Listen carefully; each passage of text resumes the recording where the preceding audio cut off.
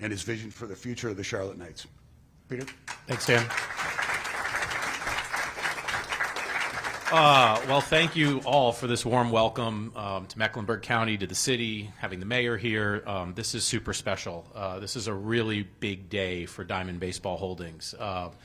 This is the jewel of minor league baseball, and this ballpark is astounding. And really what we talk about all the time are these teams and these ballparks are centers of energy for the community. And when you look out here and you see that it's been a catalyst for all of the growth around here, it just speaks to how important this is for the community. And look, Diamond Baseball Holdings, and I'll talk a little bit about it in a minute, and my background in minor league baseball, but I want to start off by saying that we understand that this is Charlotte's team. It's a hyper-local business. The connectivity with local businesses, with the community, is at the forefront for us. The community give back piece, we talk about our charitable foundations, the amazing foundation that's here that Dan oversees. All of those things are at the core of what we're doing when we come into a city. This place is a local asset. It's not a national asset. It's not going to be run out of New York. I saw some of the headlines about that. This is going to be run here. It's going to be run, honestly, by Dan and his team. And we're really proud of the 35 clubs that we've purchased. The first ones now 3 years ago. All of those staffs are still in place. They're still operating. They understand the fan experience. They understand the touch points. They understand what it means to be family, friendly, affordable, safe. And that's really what we're all about. And that happens with this amazing staff that's in the audience here. They're the core of what we're buying. We look at this as a people business as well. And we have an incredible support staff at Diamond Baseball Holdings. So our organization, which was founded 3 years ago, we now own and operate 35 clubs. It's really about supporting the clubs. It's really about what you can do with scale, the things that you can bring that if you're a one-off minor league owner, you may not be able to. We just started our Music on the Diamond series, which is Miranda Lambert and Thomas Rhett across our stadiums. Those are things that we're excited that we can do, given the number of clubs and the geographic footprint that we have. But ultimately, whatever it is that we can do on scale, whether it's, and you can all think about it, whether it's purchasing power or whether it's resources that we can give ticket sellers or we can give sponsorship partners that are here, ultimately it's still a local business, and we understand that and we value it, and that's something that I wanted to make sure that I pointed out.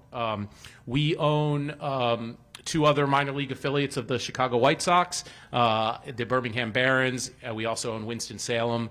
I was in Birmingham last week for the Rickwood Classic, and we were lucky enough to host at Regions all of Major League Baseball and all of the minor league baseball individuals who were there.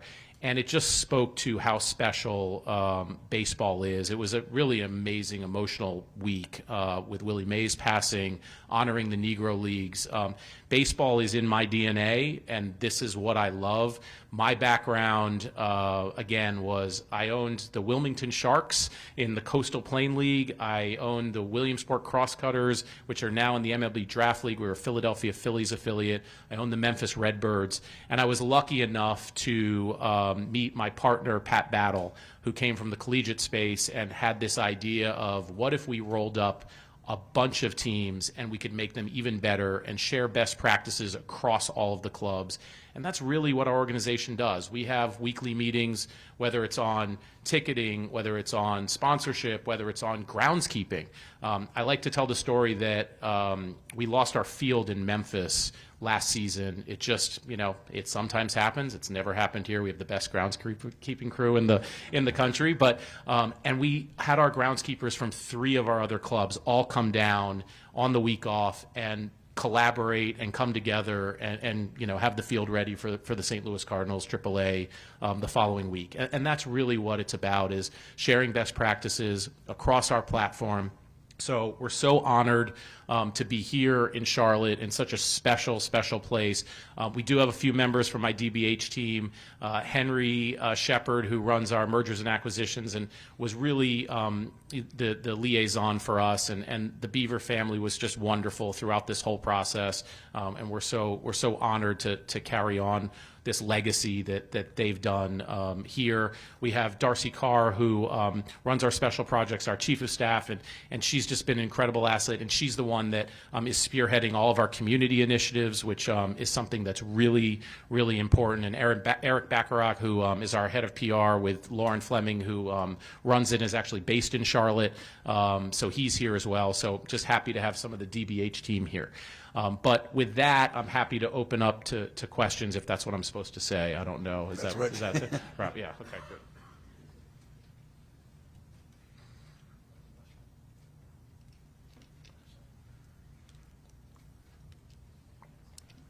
Hello, good morning. Welcome to Charlotte. Ashley Thank you. Mahoney with Axios Charlotte here.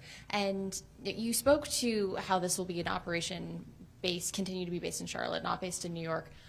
A lot of what's transpired over the last decade with this ballpark is how it's more than a ballpark. It draws in, you have the ACC championship. You had people here who were losing their minds during the college showcase, but also it's a matter of seeing hockey come here. It's a matter of people coming here and getting a pumpkin patch with their families. Will all of that remain the same? People won't see this asset diversified for more than just baseball. All of that will remain. It will remain. That's one of the things we're most excited about. We see all of the stadiums that we operate and in this case own as community assets that should be activated 365 days a year. So actually we can activate it even more. So the answer is yes. That's 100% a huge part of our thesis. And a quick follow-up, Yep. if I may. You mentioned, of course, having more concerts at other ballparks. Should people expect concerts at Truist Field? I mean, I don't want to promise it, but again, it's definitely part of our thesis. I mean, we have this amazing venue. The one thing that's unique about Charlotte, obviously, this is a major league city in many aspects. So there's obviously competition around us for where concerts may or may not occur. We just opened Miranda Lambert in Altoona, Pennsylvania, and it was the only gig in town. But look, the answer is, of course, this would be top of our list to put a concert here. Peter, Mike Kay from the Charlotte Observer. You kind of mentioned this being the only game in town with some of the teams you own. I'm just curious, I mean, you own teams in San Jose and Vancouver and Oklahoma City and Memphis, and those have other games in town, major league teams. I'm just curious, what have you learned about those teams in particular that you can use towards the ownership here and maybe enhancing or supporting the franchise? Yeah, look, I've always said we have a really unique offering in minor league baseball. So I never see us competing with, major league teams or major sports. I mean, I owned Memphis myself. We had the Grizzlies. I mean, it's great to have connectivity. It's really important. It's all one town. But, we are competing at a different price point, and we'll continue to compete at that price point. This needs to be an affordable experience that everybody can enjoy. So the reality is, I just see it as an additional asset to us, and certainly not competition for us. This is still a relatively new ballpark and one of the better ones in the minor leagues. Do you guys have any plans to enhance the stadium at all? Look, I mean, we didn't, our investment doesn't stop here. We bought this to invest and to do so with the county, with the city. We've had great success doing so. We are undergoing 7 different construction projects right now. We're building new stadiums in Spartanburg, South Carolina. We're building a new stadium in Columbus, Georgia.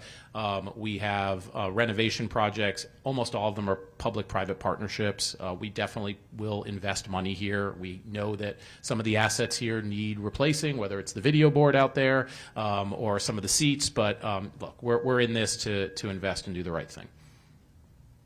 Any other questions?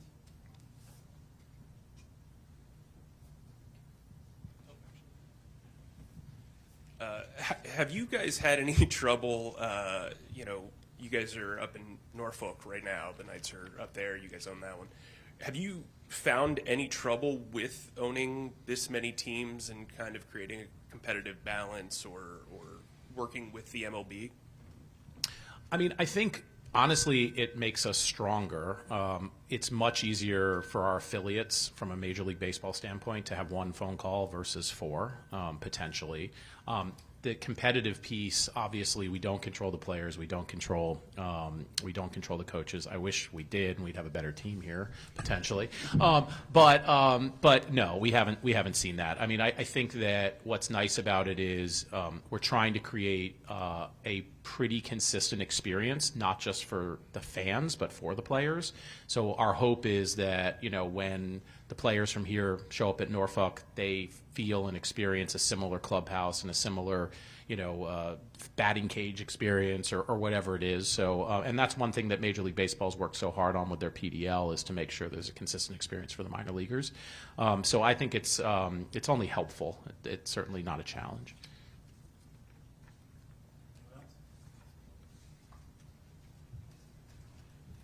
Yeah, I don't have that much of a reach. Sorry.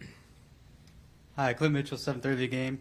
I've noticed this is the fourth team in North Carolina you bought. You spoke about opening up a stadium in Spartanburg. South Carolina, yeah. So what makes you want to bring more business to the Carolinas? Is this an area you look for that's strong in minor league? Well, it is. I mean, I know that Florida has the Florida State League, but the Carolinas have more minor league baseball teams than any states in the country. So this is a baseball. You know, I mean, you see it with the ACC tournament. You get to experience, you know, what baseball means in North Carolina and South Carolina, but in North Carolina in this case, and it's pretty amazing. So, yeah, this is a perfect place for us to invest.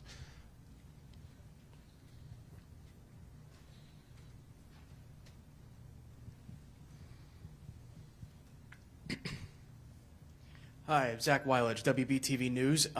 Just wanted to ask, going back to what you were talking about in terms of what to preserve here at the stadium. You had mentioned keeping certain traditions alive, like the pumpkin patch every October. But since you own not just the stadium now, but also the Paper Mill Pub, are there any sort of changes in that regard in terms of what the fans expect when they walk inside of the stadium? Look, I mean, to be honest, it's day one. I would say the fans are going to experience nothing different this season, right? I mean, we're buying this team in the middle of the season, and we have to do a full audit of what needs potentially help, and with Dan's help, and this is why, you know, keeping a staff in place that understands is so critical for us, because they know where the priorities are. So I want to promise all kinds of improvements today, but I don't have the laundry list of what those are yet. But you know, we don't want anybody to feel anything different except that it's refreshed, it's better. There's been investment made, and you have our commitment that we're going to do that, but nothing specific today.